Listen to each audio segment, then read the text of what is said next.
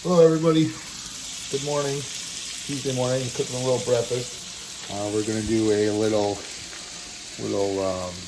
fried potato hash with bacon, peppers, onions, little fresh chives. So I figured I'd just show you some techniques here. So today we're gonna start off by rendering down the bacon to extract all that grease. And of course we'll save that grease. That was one of the key secrets in all the restaurants I've ever worked. We fried everything in bacon grease to make it taste better. Bacon is better. So I'm gonna go ahead and flip this camera around. I'll be back in 1 second. We're rendering down the bacon about a medium-low heat. Low and slow is always the best course. So we'll just go ahead and render that down. You guys can see the heat down there. You know, we can always turn it down. But if it gets too hot and burns, we can never take that away. So that's always key to my cooking. So we're gonna add a little fresh rosemary to it. Got a whole plate full of rosemary I got drying out over here. Give it a unique flavor.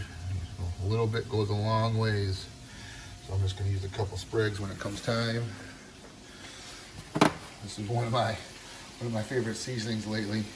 Let's see what the salt is on this. Well, 310, not too bad. Let's put all the Lorry's, our little spice drawer here. Let's put all the Lorry's and see what the salt content in the Lorry's is. 380, still pretty high. But we can use it sparingly. Some of my other favorite seasonings I'm going to add to it is a green hatch chili seasoning and a little bit of chili powder from Sprouts. So pretty good store. We don't have none of those stores in Michigan, so I like going there. And we also have an Albertsons, I think maybe a Ralph's, and of course what I call the whole paycheck store, Whole Foods. So we'll just sit back and we'll cook a good breakfast. Hope everybody's had a good morning so far.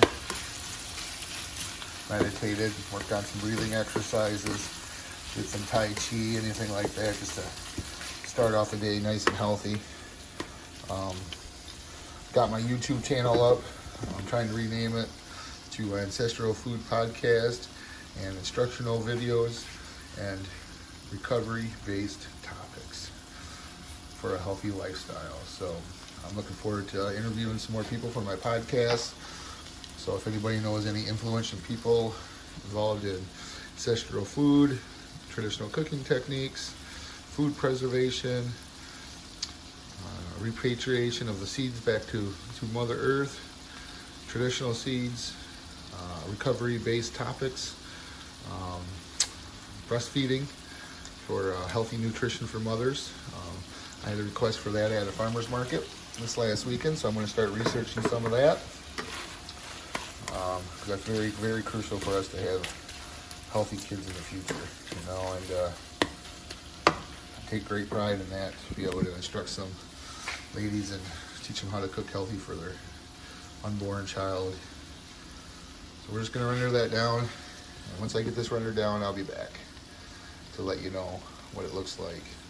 But just low and slow, get that grease out, crisp up the bacon, and I'll see you guys back in a couple minutes. All right, folks, we're back. Just have that bacon rendered down. You know, any kind of pork fats, side pork, bacon,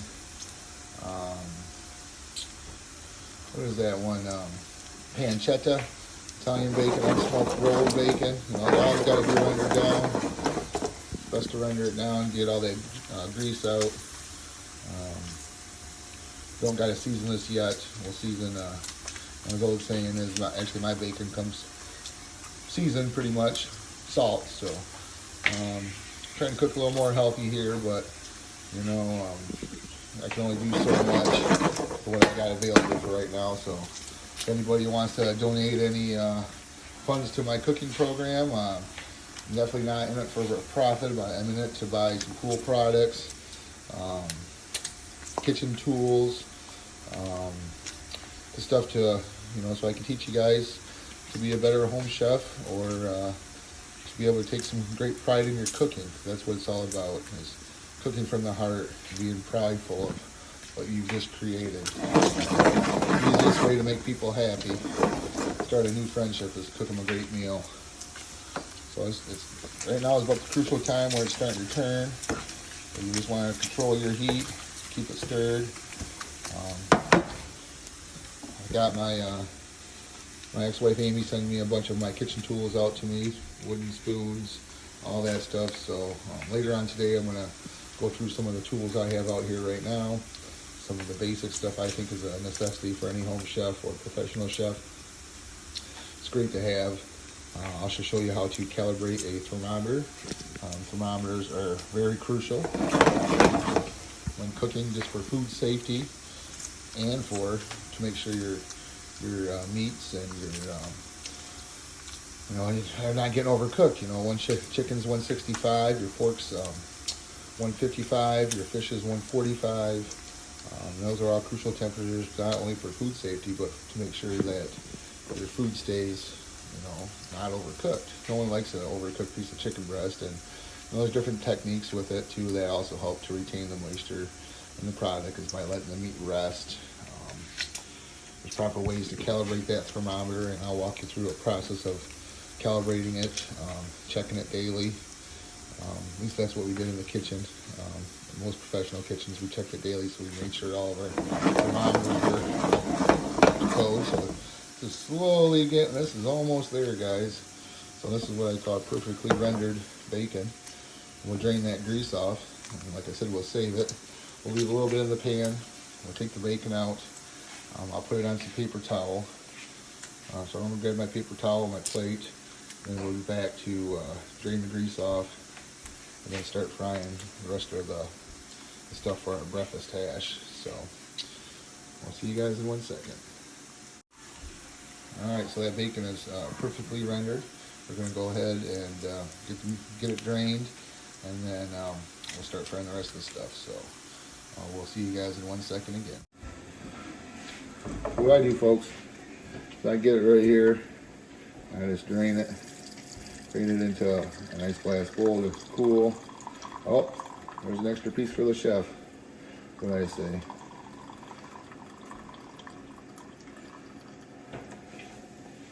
Look at that. I just kind of put it up at the top of the pan here. All the grease will go to the bottom of the pan.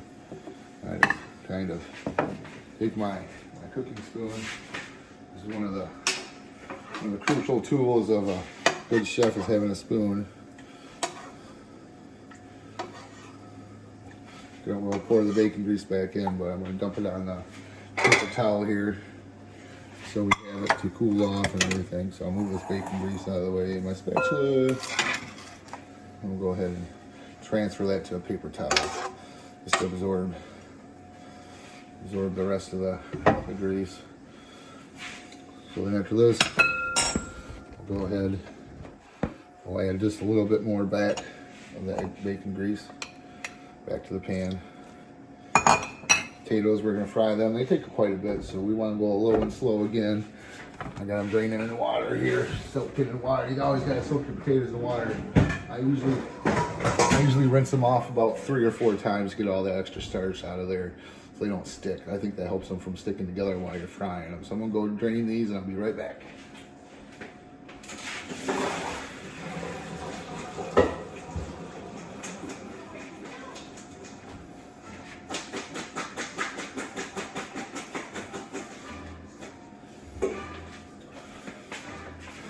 So when you're adding these back to the pan, you gotta be careful, because that water is gonna splash up on from the grease and maybe get you. So just be careful. Don't be scared. So I do that. I'm not gonna add any salt to the very end. I am gonna add a little pepper. One chef said my potatoes don't come seasoned, so I always gotta season them. Words of wisdom. Get a couple tablespoons of pepper in there. And I mix them around. I add a little bit more grease so all the potatoes are covered. And you just set it and forget it. It's a secret. Good fried potatoes and hash browns. You don't be stirring them every 2 seconds, because then you'll never get a good brown on them. Everybody wants to touch them and flip them, and no one has any patience. So patience, my son, patience. So we'll let that fry. Once that starts cooking a little more, give you a good view of that. Good view of that right there.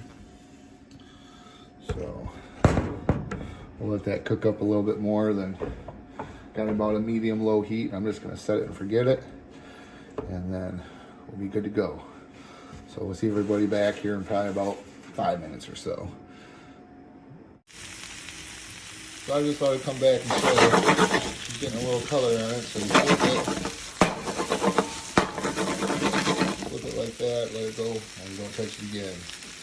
Once all these potatoes get cooked, then a little more, I'll add the peppers and onions, which I got all diced up here. I got the bacon here, and our seasoning. The chili powder is actually salt-free. The green hatch chili has 85 milligrams of sodium. Unfortunately, the slap your mama in the face has 310 milligrams. I'm just going to add just a little bit of that. So, well, when this gets done, folks, I'll be back with a little more cooked. And when it's time to add the peppers, I'll get back here and show you what it looks like. Thanks a lot again, guys. Hope everybody has a great day. All right, folks, welcome back. We're going to go ahead and add the peppers and onions. You see that potato right there? That's the kind of color we're looking for. We're starting to get about halfway cooked. So I'm going to go ahead and add my peppers and onions to that. Once this gets cooked more, I'll add this back to the bacon. And then I'll be back, guys. All right. Slow process, but it's worth it in the end. All right, folks, well, welcome back. It's been about 15-20 minutes. It takes a while to make the perfect fried potatoes. Make sure all your potatoes are cooked all the way. See how they're breaking with my spoon. Oh, that one's not done yet.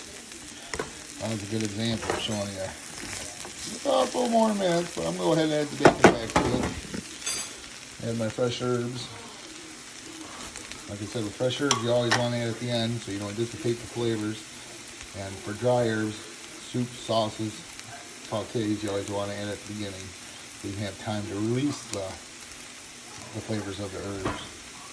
So again, fresh herbs at the end, dry herbs at the beginning. And it's a good idea to also toast your herbs in a frying pan, the dry ones, because then it will release the essential oils of them. Makes it taste a lot better. So we're going to go ahead and put this camera around. So I'm back. I'll show you how I add my fresh herbs. So we got the chives, we got the rosemary. I grab my scissors, nice pair of sharp scissors. Just cut them up. This also helps from keeping them getting bruised with a dull knife.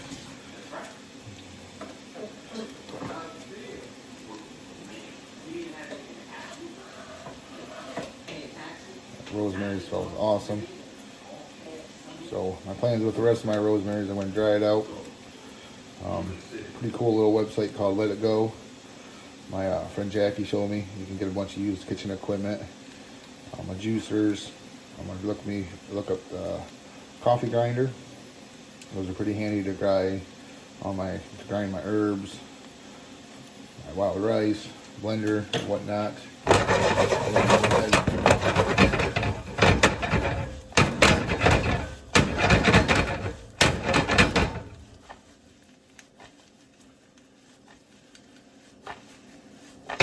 it around. Add some of the seasonings now to it.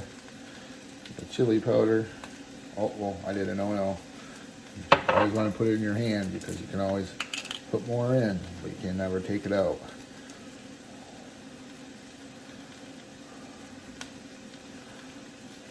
Put that in there, a little slap your mama just a little bit. Give it a good flip. If you're not comfortable flipping, I'll do a little example how I learned in culinary school to practice flipping the perfect omelet. Utilize a piece of bread in the pan, and I'll show you guys how to practice. It's good practice instead of trying to waste eggs. You get confidence. Confidence builds everything in life. So once you have the confidence to flip an egg, you can be able to flip big pans of potatoes like this and all that.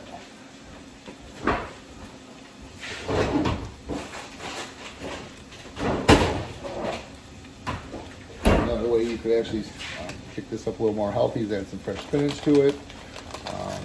You can add some making some cheese. Pretty cool here. This facility here brings us fresh groceries once a week, and they were bringing us pizzas and a lot of unhealthy food, but me and my two other roommates, Chip and Kevin here, we stood up for ourselves and make us bring them fresh vegetables, diabetics and stuff like that. So, got more flips in this. I'm gonna sprinkle some cheese on top. And you check a couple more of these taters here. They look like they're